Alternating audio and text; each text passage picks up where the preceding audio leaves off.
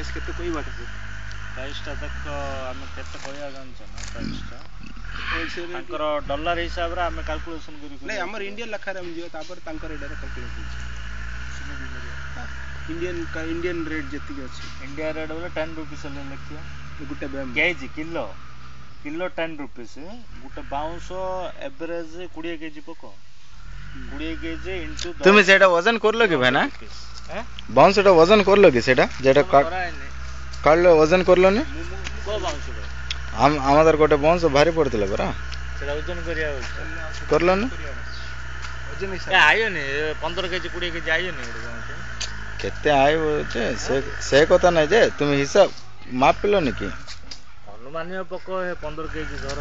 15 KG into 10 ପକ 150 ଟଙ୍କା 150 rupees ଆମର ଇଣ୍ଡିଆ କାଲକୁଲେସନ୍ ହେଲେ ସେଇଠି କାଲକୁଲେସନ୍ରେ କେତେ ଆଇବ ଦେଖ ତାକୁ ଧରି ତମେ କରିବ